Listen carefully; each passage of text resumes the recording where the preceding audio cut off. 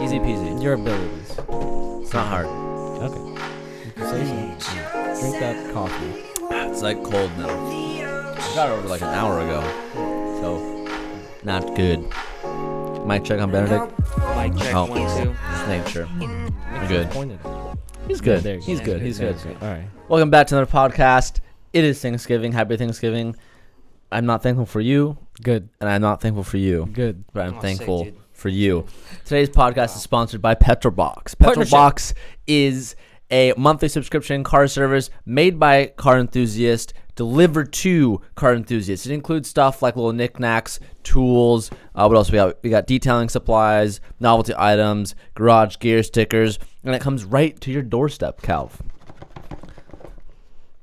I need to check the list. Each month, one lucky subscriber gets a free set of Rotiform wheels. So if you're like on the stock life and you're looking for a little change up, all you gotta do is subscribe to Petrol Box, and not only will you get amazing things sent to your door, you will also have the chance to win a set of Rotiforms. They're nice wheels too, by the way. I'm a big fan of Rotiforms. Never had some, but they're nice wheels. Use promo code CalvinTJ to save $7 off of your Petrol Box. Thank you to our sponsors. Thank you, Petrol Box. Thank you. Appreciate it. Okay, that was good. All right, Good, all right, baby. all right. I just gotta practice, you know? I gotta practice. I'm working on the. Smooth as butter. He's That was a working. great advertisement. TJ just makes fun of me too much, and it discourages me. Stop making fun of me. I'm serious. Anyways, today's topic, December 1st. What's happening December 1st, Tej? December 1st, we are having the Hunt Company drop, which I'm very excited Stop for. looking at my pants. It's a Stop looking at my pants. yeah, I'm wearing the Sockies right now, but I can't show it through these jeans. Very exciting, very big. You've probably been hearing us talk about it nonstop, but large inventory, a lot of new items, the biggest one we've ever done. So there's a lot of that on the mind, and with that being on the mind, we're like, wow, we should get the fashion icon, the blue steel Magnum himself, Benedict, who we love. But we want to have Benedict talk about some fashion stuff. And Yeah. I'm not. No, I'm in it, but I'm not in it. No. So my idea today was, since TJ is really enjoying his brand, his clothing brand, and he's thinking of ideas, I would think to bring Benedict in here today to bounce ideas off of each other. I have some questions for Benedict because he follows the whole scene. I have some questions for you since you're getting into it. So to begin with, right, I think, how are you feeling about design for yourself, Tej? Where do you sit? Where do you sit with the movement of fashion? Do you think it's more design heavy, or meaning logo, or is it more pattern, or is it like material kind of thing? Where do you see your brand going, and how you feel like you think it's working? Well, I think there's a lot of different, just like in cars, there's a lot of different genres of what fashion is. Like in the car, in the car scene, you have exotics, you have muscle cars, you have stance cars, you have tuner cars, you have like all look, no performance. You have a whole different array of different types and genres, and I think that in the, I guess you would call it fashion, even though I don't know if I would use that word for me, but in the world of apparel, there's logo based stuff, there's more like blanks and more style and t-shirt kind of genres, there's a bunch of different types of it. And lately, and especially this one, it's more we kind of pushed more for different product this time, but it's in the past it's always been more product logo based heavy.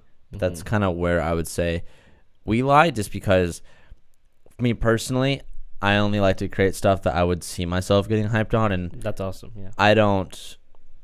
not that I don't like, I typically just don't go for the heavy like streetwear fashion looking, the oversized, all the kind of edgy memes like that. So that's kind of where I sit, I guess, if that answers the question. Yeah.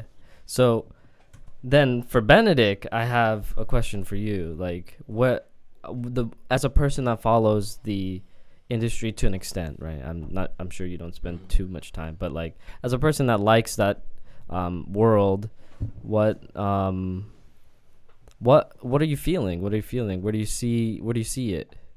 I think that I agree with logo stuff. I think the logo stuff is great because it's like people say that the brand doesn't matter, but the brand itself gains the confidence or like how good it is from like what they've made. And I think that like the logo is just a way to like it represents like how good the brand is, I guess.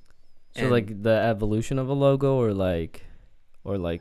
just like I think patterns and stuff is cool, but like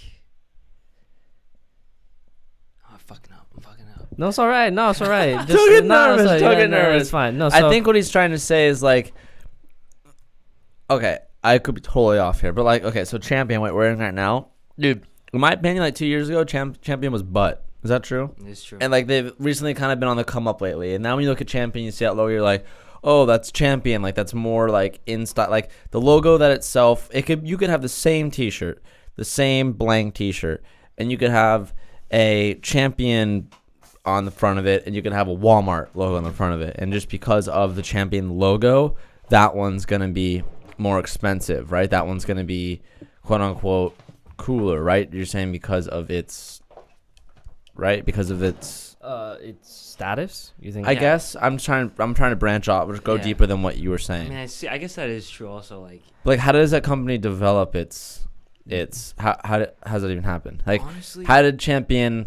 And I'm using that just because you're wearing it right now. But Yeah. how did that get to its status? I would say a lot of it seems like it's Didn't it used to be in Walmart? yeah, but I mean they still do. It's just they make higher quality stuff. Also, the like cheaper stuff. Oh, also. just like. I'm not like bagging Apple. on Walmart here. I'm just No, using no, it no, as no, an no. But it's example. yeah. But honestly, it seems like a lot of it is celebrities. When a celebrity wears a brand or something like that, it like explodes. Like that's how Supreme. I mean, not completely how it happened, but Supreme became big from like rappers wearing it a lot, and like that's part of a big reason why it became so popular.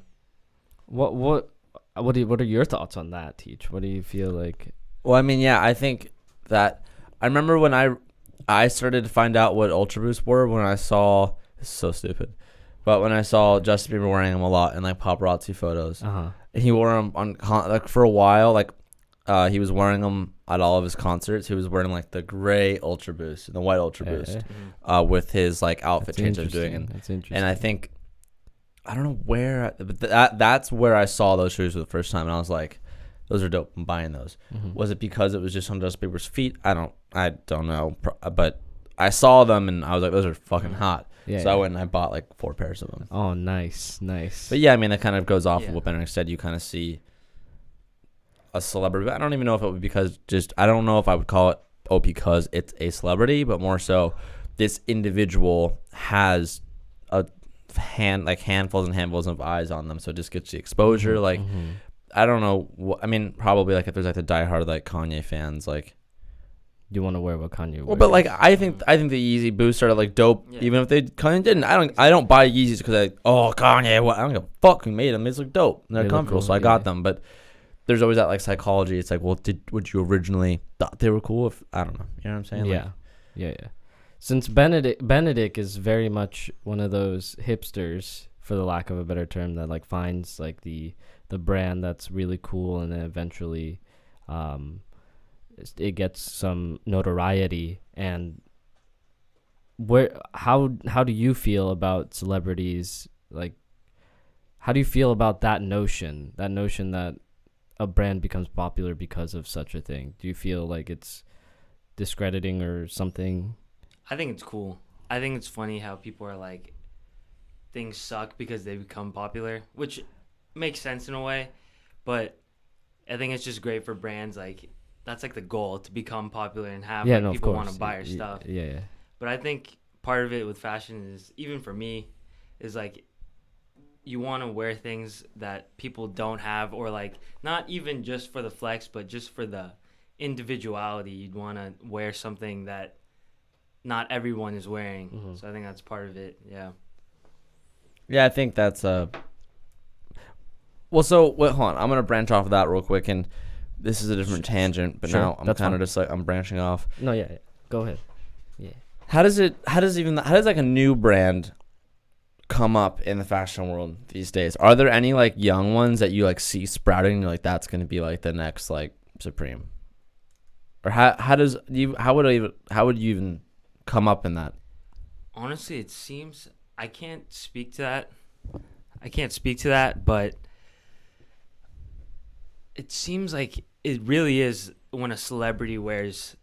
There's like when a celebrity wears it, it really changes it. Like other than that, it seems like you have to just post on places like Reddit or anything like that and get people to just like your stuff, and then it'll be big enough that like someone popular will see it and then wear it. Like for example, there's something called Chinatown Market, and I've never heard of it. Oh, I've never heard of it. Until I saw like they gave LeBron like a pair of Converse with like a Nike swoosh on it, and like rappers started wearing their T-shirts and stuff, and now it's in like Urban Outfitters and stuff like that. So it That's really wild. seems like That's wild. like giving out your clothes to people and then hoping that maybe they'll wear it and then that could give you exposure, that kind of thing. That's super weird. I find that really interesting. The fact, for lack of a better term, mob mentality, right? Like people see, not someone they idolize, but someone they really like or look up to, wear something, and if they show genuine interest, I feel like that's a huge part of it as well. Like, I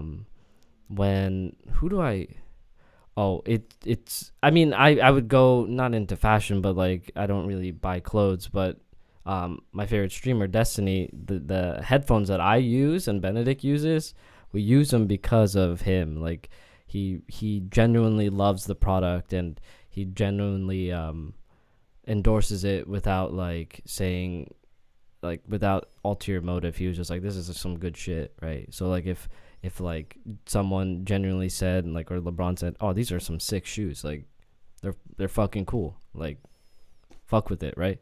So I find that super interesting because that word of mouth is really, really, really, really, really important. I think definitely the social media aspect, when someone moves the item into a huge amount of eyes, someone's gonna grab. And I think it's really cool that that's how it works. Also, it kind of sucks because if you don't, like, let's say a smaller brand tries to start something and it's really hard for them to start, and they need to know someone, or they need someone to see it or like it, right? But I feel as though it's a time thing. Do you think it's a time thing? Am I wrong? Could you explain more? What do you mean by time? Like, so TJ is an advocate of, if you're passionate about it and you put in the work, like way more work than you think you need to put in, like all your time into this thing, that eventually it's just when it drops into the right spot. Like, is it a matter of time before it drops in front of the right person or entity that will like it, right? Like you're pushing it as hard as you can, and you're getting as many people around you to push it because they think it's cool. Do you think it's a matter of time, and how long do you think you should wait before you rebrand and make a different go at it, right? Like, like if you, like, let's say Supreme didn't do well, or how many iterations of Supreme were there before Supreme was it, right? That's the question that I have, that is really interesting, right? Because you'll never know really if it began as a as like what's another synonym for Supreme? Best, right? Like if it was best and no one really liked that, it didn't stick, but then someone was like, okay, we got to rebrand. So my question back to that was, how long is it a matter of time, and what time period should you start worrying about switching? Okay, I can't speak on the time thing because I don't know for sure, but it's just like a gut feeling. Like, what do you think? Like, we're none of us are experts here, but like as a consumer, how do you feel? So about the time thing, I for sure think the time thing is real. Like if you're putting out good quality products or like designs, I think it will do well because a lot of startups, it seems like they're half-assed. Like the designs that people make are like very, they didn't like really think about it too much. And like the brands that I've seen, even the small ones, they just have creative like designs that I don't see, like nothing I would see from like a mall like basic design. Yeah. And I just think it's cool because you can see them, they try to take ideas from like random places like magazines or whatever, like as opposed to just the whatever their brand name is and put it on like, and not to knock, but that like, you know how some of your shirts like you just put like the name and then like something simple on the back. And I'm not knocking your stuff, but like it could be like bad font or just you could tell that it wasn't really that much thought put into the design, as opposed to someone who's trying to create like a, not an aura, but like something that surrounds your product or your brand, like something that you could relate it to, or something like a design idea, or like, you get what I'm saying? Yeah, sure. Yeah. Sure. But Supreme has been around since like 1990s. So like, oh, really? So they've been hustling. so it's not like they rebranded. So it just became literally, I think it's always been pretty hyped, but it was, I would say within the last like 2 years that it exploded. Like people went crazy for the stuff. Like, cause I remember the box logo hoodie, the one that you're probably thinking of, you could get them, I would say 3 years ago, like one of them for maybe like $400, like as an example, just one of them. Now it probably would go for like 700 or something like that. Like it's gone Really insane now. It's way crazier. I don't know. I think it just is because is it of just like the rappers. box logo just like on the front of It's it? like a hoodie like this, and then it's the little Supreme. Oh, that, jeez. yeah. Yeah. But it's hyped because of how rare it is, and like, yeah, I guess. Yeah. To relate it to Benedict, it's like the RuneScape party hat. Not anymore, but if they brought it back, then it would like, you know. Yeah.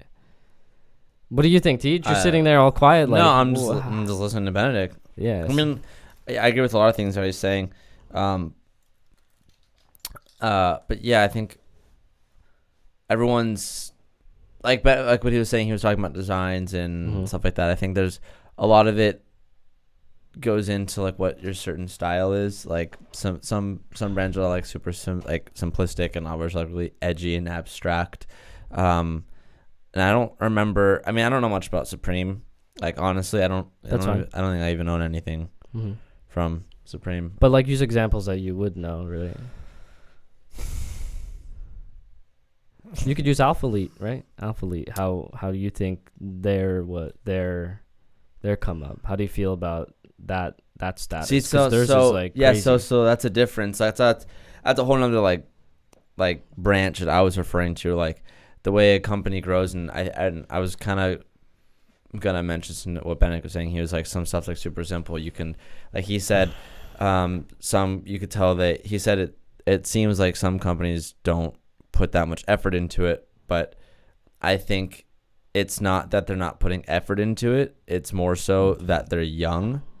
And when you look at Nike or whatever, or like Supreme, like one could look at, like, I'm going to use this as an example. Let's say Benedict's under the spell of Supreme. I'm looking at Supreme and I'm like, that's the most basic half-assed. You just put a white text with a red highlight. Yeah, sure. Like, I look at it, I'm like, that's half-assed. But Benedict, like, knows the brand. He knows, he, like, you know, like, he's memorized by it. He's under the spell of Supreme. And I think, and you could argue when that was their logo, it was like they're in their fetal stage of and the same with Hunco. Like, when the first couple of stuff, it was like, you could look at it, people are like, oh, it's half-assed or whatever, like, it doesn't look good, or there's a lot of people who hate on a bunch of shit, but it's like, no, it's like that brand's like learning. You start with what you can handle, and it's because it's and in the reality of it is, it's more than just a logo. Like, when you're first starting shit, it's like okay, do something simple that's like you think a lot of people can like kind of like, and then you have to like build the brand around it, figure out how you're gonna get it out there legally, how you're gonna sell it, how you're gonna do like there's just so much stuff behind it.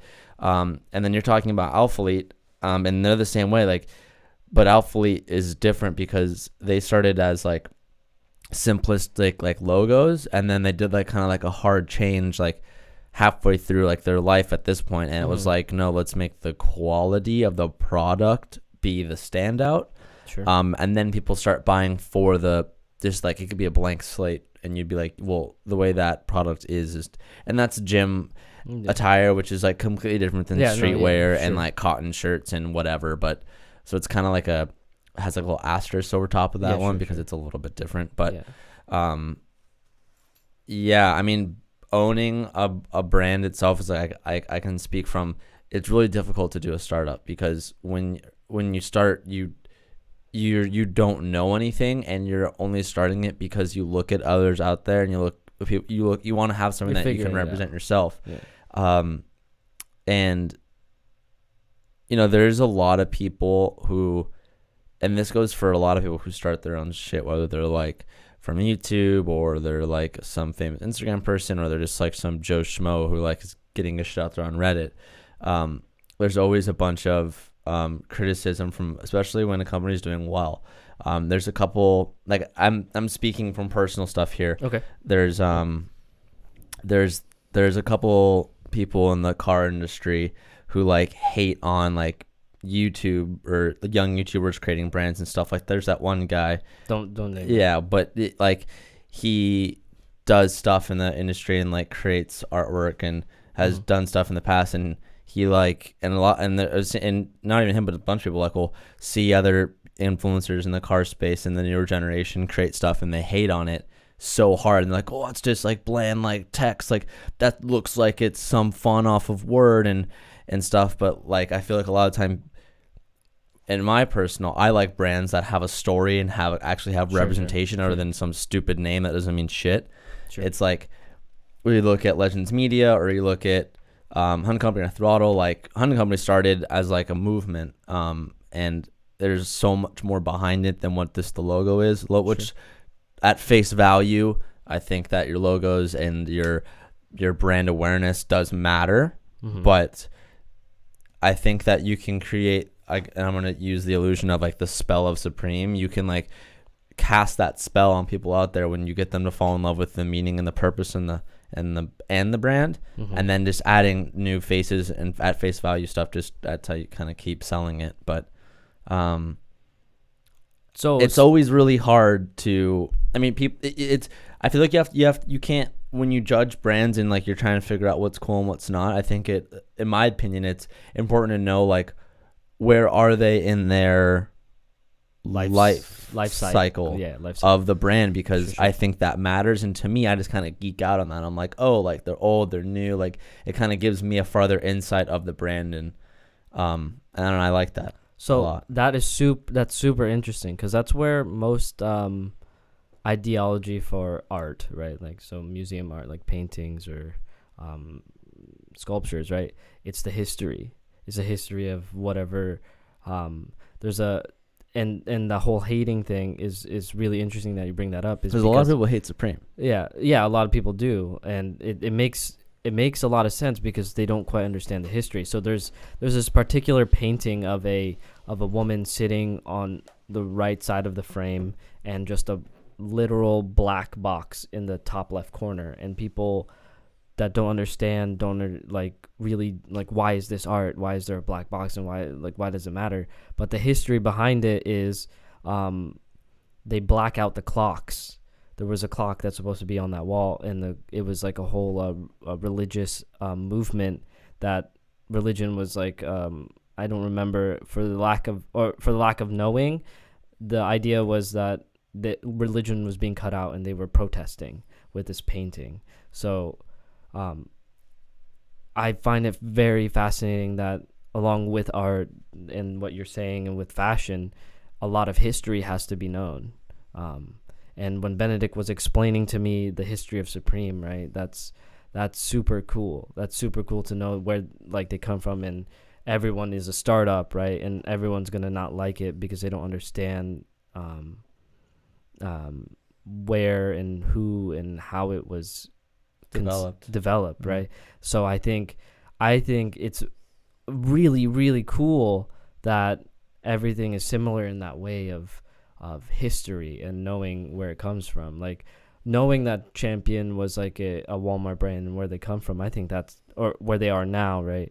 I don't know, I wouldn't want to say it's a Walmart brand, but it was sold in Walmart, and it was that was my first impression when I started seeing it pop again. I'm like, wasn't that right? I don't know. It's just, like I remember like it was like a nice sweater that you could get at Walmart, and it was like good, keeps you warm. That's what the point of a sweater was. But to see that their history included that, and then the next stage of their life cycle was running into the right person, making them, doing a collaboration, falling in love with the idea of Champion becoming big, right? Not that it wasn't big, but like have a place in the rap industry or the artist community, right? I think that is a really cool aspiration to have, and then have that finally happen is like the goal, right? Like I feel like the history, which is I didn't expect to think of the history of clothing, right? Shame on me, but I think well, I think a lot of people at face value never do. I mean, it's not like you go into like fucking Zoomies or wherever, and you're like looking at these brands, and you're like, well, this guy's been around since like 2003 and had. I mean, it's not like that. I'm not saying that's like I go into every. No, of course not. But like when I think of like when I usually I notice that the brands that I really, really like, I know quite a bit about them. I know like where they like started and how they became, and you kind of like know a little bit. Like a really good brand that does a really good job of that is Vans. You don't go into any Vans store without kind of seeing their upbringing and their history. It's painted all over the walls. Like their slogan of like the skate industry is in the fucking tag of the shoe. It's the original skating brand. Like, I think that's dope. Same with Adidas. Like Adidas is the same thing. Like when you go to any Adidas store, you see the history plastered everywhere. And you go on the website, they tell their story. So it kind of, it's more. I mean, I feel like they try to put effort into making it look like more than just a brand. It's more of like you kind of know their upbringing, and I think that's rad. I think that's really cool.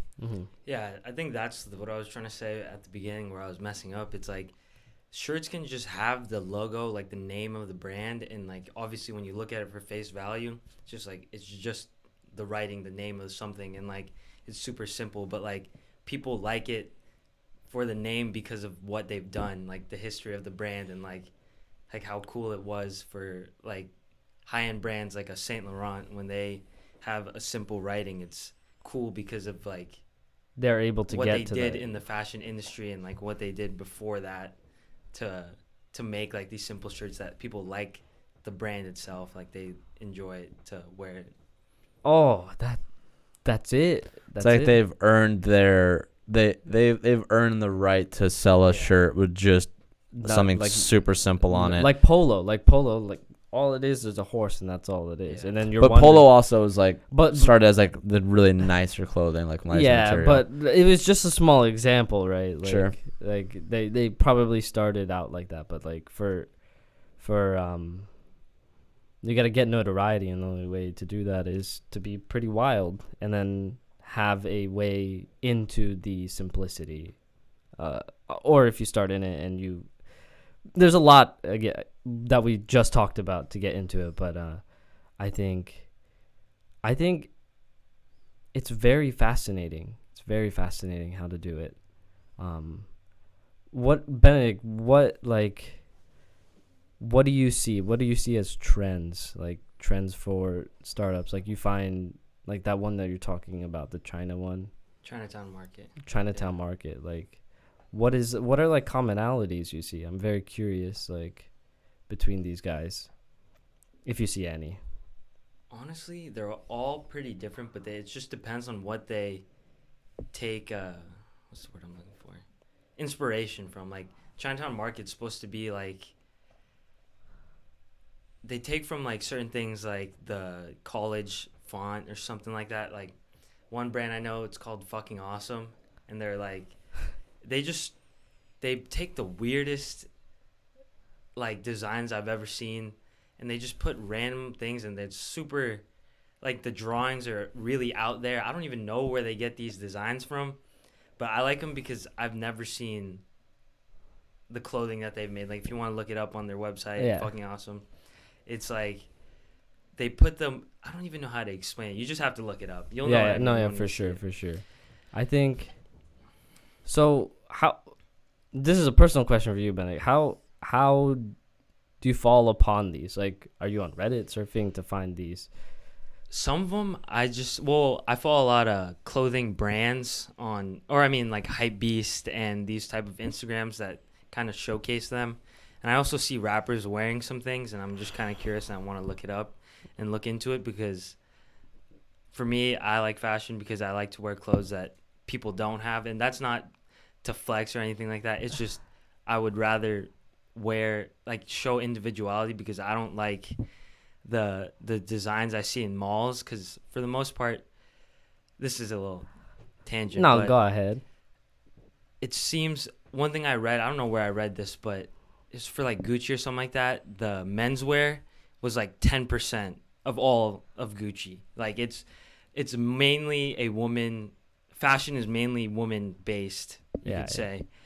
And I think a lot of guys just aren't very adventurous in their clothing, which is fair. It's just, it seems like guys don't want to wear super crazy things. A lot of guys like to wear like the simple, like an example is, everyone knows the left small little thing right here, then like a big thing on the back. That's just like a huge thing that I've seen so many times, and like it just doesn't seem like many guys enjoy wearing crazy clothes, so they don't really care to wear. Yeah, that's fucked They up. just buy clothes. Guys don't have I don't pants. think they care. They don't care. They just want to. Most people or most guys just wear clothes because it's a necessity, like not really something they want to. I could relate express express how they dress or their individuality through their clothing or whatever. I could feel that, since we're car guys, right? We express individuality through our cars, something unique, something other than a Prius on the road. Wide body is a good way to do that. And I feel like I totally forgot to get into that. I feel like my fashion and my all my friends, especially TJ, love to hose me about it. I take Emily's clothes, like female apparel, right? But it tends to be unisex what I wear. I feel like fashion is going in a direction that it should go in a direction of a unisex kind of ideology, right?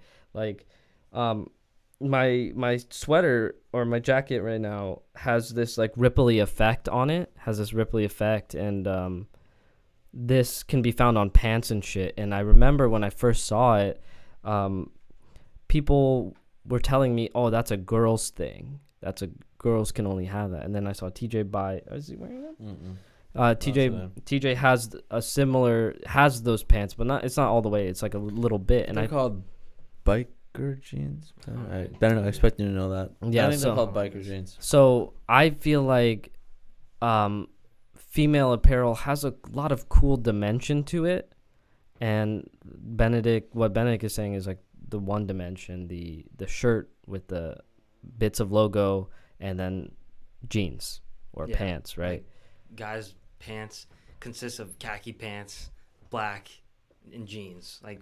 That's what most guys like to wear, which is fine. But I definitely try to find dimension in my clothes, right? Like I feel like layering is huge, accessories and layering when it comes to like expressing clothing apparel, right? Or like your personality in your clothes.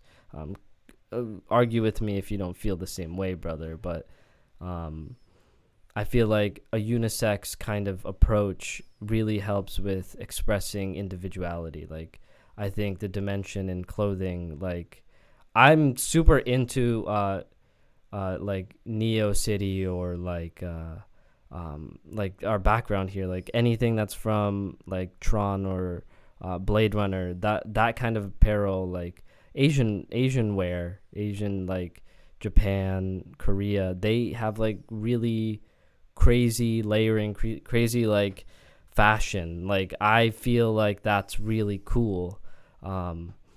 Whenever I see like Asian guys just walking around like here in San Diego, you could see crazy difference between a like a more westernized ideology, and I really like Asian fashion because of the cool layers and like collars or offset zippers and buttons and shit. I think that's really cool. So in the beginning we were talking about, is it the logo or is it like the material and design? I'm not a huge fan of big crazy logos on things, but now I understand from the both of you that logos have a history and they're cool to just be a part of that history, right? But I feel like adding dimension or adding ways, like I really love pocket tees and like memes of it. So like let's say the shirt is one of my favorite shirts that I have is from H&M. It's like a gray shirt and it has like a blue and orange floral like tropical thing sleeve and has a matching pocket. I think that's really cool, and I think that pocket is enough dimension for me to like really enjoy that kind of thing, right? Like that's why I like wearing button downs, long sleeves and collars, because of the whole dimension idea. I mean, how do you guys feel about that sort of thing? About like something more than just a sheet of fabric, right? Like that whole like my hoodie right now is not a hoodie, right? I think it depends on what you're comfortable with. Like there are some things that like I just wouldn't be comfortable wearing. Sure. And I gonna touch back on something earlier. I think that with certain brands too, and I guess this is pretty specific, but usually on startup brands, like people will make stuff that they like and they're selling it to whoever. They don't have like a set audience. They don't have a set pool of people who buy said product. But I guess in some companies, some things are different. Like for example, like Hunt Company, I know the audience that's buying the product. I know exactly. And as the company grows, I've tested with different things, different type of styles, different style of logos, different style of colors, and I like every single day I gather a better statistic of like I know what my audience likes. No, absolutely. And like you have to find a balance of what do I love versus what do I know my audience will love, and you have to find a good equal balance. Of course. And you can slowly branch out to be like quote unquote more wild than what you originally started. I think that's why a lot of companies start bland or follow the basic something on the front, something bigger on the back type of look, because especially on a startup, it's what sells, but it's you before. I think you just, okay, let's say you're a new brand and you just make something totally wild and crazy and you drop 10 G's on product and you have all this product, a lot of times it's a fucking gamble to be like, okay, I'm going to drop all this cash. I really hope I sell 30% of it to at least make my money back. And you, for the most part, you don't do that. You can't gamble. You have to start, or if you do super, super, super limited and you don't make any money. So I think that's why it starts out. Yeah, it's hard. And you have to branch out, know your statistic, and do all that shit. But I know personally for me, in this weird odd reason, like I'm just not comfortable wearing like super wild and crazy stuff. Sure. That's absolutely fine. I tend to notice that I personally will go wild on the lower half, but on the upper half, I like to keep it pretty plain and simple. Oh, like, interesting. I notice like I like wearing pretty like pants. Wild jeans. I'm into like really tight, skinny jeans. I do love your but pants. Like excessively ripped or like weird acid stained type of shit, or like the biker stained shit. And with shoes, I mean, I don't really fall. My shoes are pretty normal, but I spend a lot of money in shoes. No, your shoes are pretty good. They're not like Balenciaga weird. No, I'm not into that. But I find that like I don't know what it is, and and as Benedict said, I think a lot of guys, their first like instinct is like, oh, fashion is girls, fashion is Barbie, and it's more of like a necessity more than as a form of expression.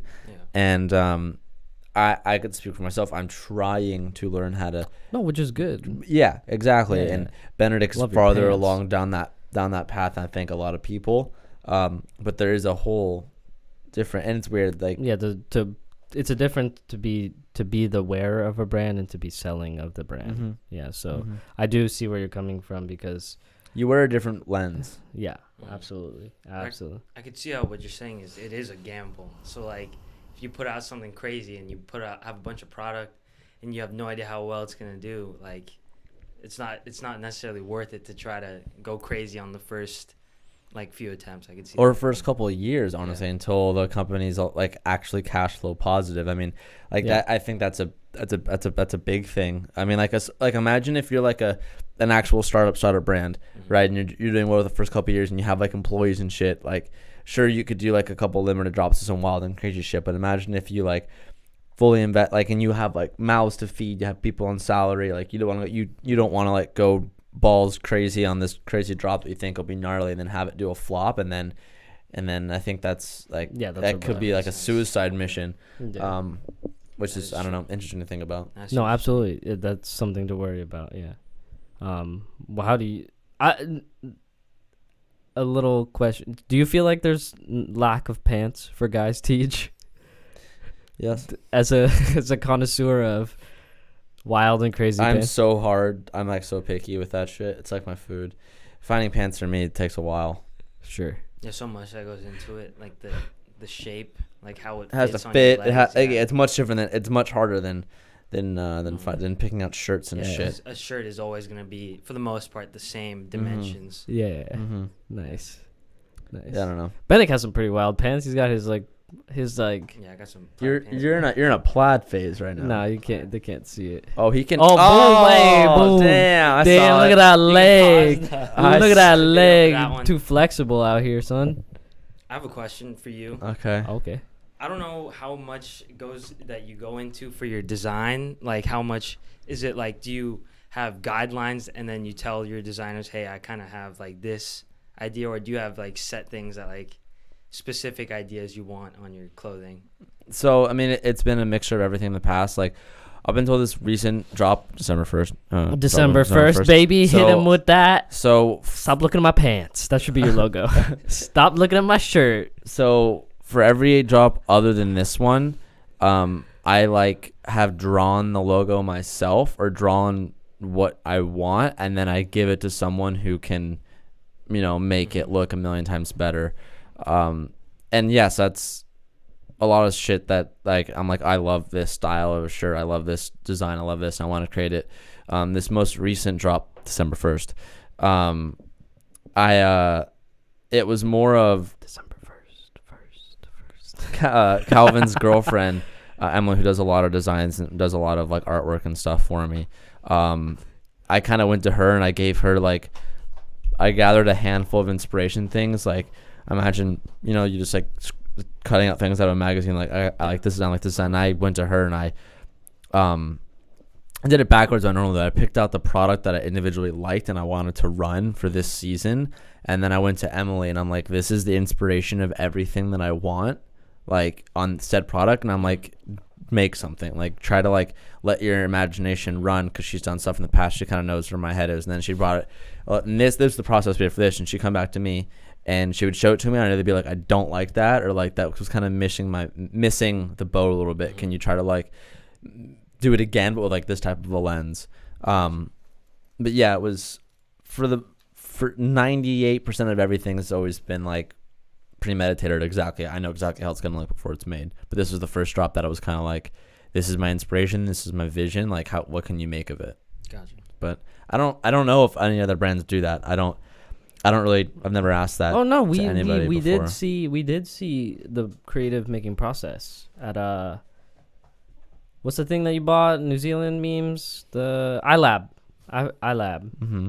When we went there, we saw the whole team there doing their thing, and it looked like they were it was kind Oh, of that board. that board. So Mhm. like it was like a cohesive sort of idea. They would have material, they would feel it, and then be like, okay, this would look good on this material, that kind of Yeah, thing. and if my memory serves me right, they had like colors of each season that they wanted to do. It was like Oh, it was like it an was a- art class of like a bunch of different like little things on the board, and they like, meshed it and shit. it was cool. really interesting to see. It was really cool to see behind the scenes because usually when you start something up, you don't really have guidelines on how to do it. There's like a few rules that I think you develop your guidelines over time. Yeah. Like when you first go, you just But kind of throw some shit at the wall, you see what sticks, and you don't really know what goes into it. Like the first shit we ever did was the most basic shit ever, and it was kind of like, and to get to it's I like took it's that like the way too infancy. literally. It's like you get hyped on.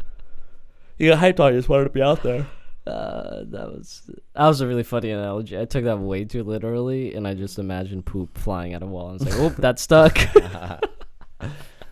Yeah, it's interesting. It's a hard world to No, for sure. It's a risk. develop, and I Yeah. think at one point, I think a lot of people are always trying to start up a brand like that. No, yeah, for sure.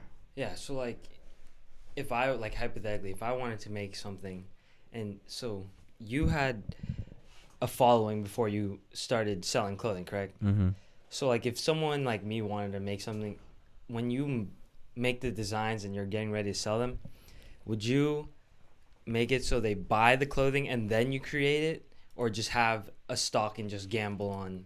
So it depends on. So a lot of companies do that. I mean, I think when I'm gonna get, yeah, I'll really go back in time. But before I started Hunt Company, I had a thing called ENT, and that was something I did with my buddy Evan Shank. So out to you, Evan, and we made shirts. And it depends, like how, like with if a brand is like, I guess quote unquote really a brand versus like there's like the Teesprings out there, like who do startups, and then it's like Teespring is like you literally like design the shirt on a computer and then you sell it, and then like rather it's like someone buys something and then the company makes it and then they ship it out. Whereas like, and a lot of companies do that, and I'm at the point now where like we know. Like I know what it is. I know it's successful. I know I want to do it. So I buy everything ahead of time out of numbers. So like, let's say like last drop we did like, we sold out of everything and it was like 2,000 units of stuff. And I know like we had this many different breakdowns and all this stuff. Yeah. You like up it by like, you like, I think we can do this much more, and you know, you were everything ahead of time. But as a startup, doing that is expensive and scary because it costs a lot of money. And then at that point, you've already paid for your shit. And if it doesn't sell, it never sells. So I think a lot of people, when they first start, they'll do stuff that's like made to order. Yeah. Or you can do what's the That's pre-sell. Pre-sell is what a lot of people do. I mean, like you'll make one product or you do a picture of it and you like, yo, everyone who wants this, come in and like purchase it. You'll get it in a month. I have to make it. And then there's a bunch of different ways to do that, but the most profitable way of doing it is buying all of it at once and then selling it afterwards. But you usually can't do that until once you know how much you can sell, unless you gamble hard, which you could do that. But Yeah. to maximize profits, you You can move it around, brother. Don't worry. Just like I'm just fucking yeah. it's fine. Okay. I think that's all the questions I have. I think I learned a lot here. that was a big breakdown. It was huge. It was huge. That was pretty cool. Well, you cool? You liked it? I'm glad. A little nervous, Benedict. At first, got a little. My brain was a little confuzzled. Most confuzzled. It's all good. It's all good. So thank you all so much for watching. This was a really interesting one. I really enjoyed it. And if you want to hit us with a little subscribe, just like Petrol Box. Thank you, Petrol Box, for your partnership. Thank you. Thank you. Petrobox. So hit us with a little subscribe down below. Hit the notification bell. Follow TJ. Follow Benedict. Follow me. It's all good memes. Thank you so much for watching. It's all good. Peace out. memes.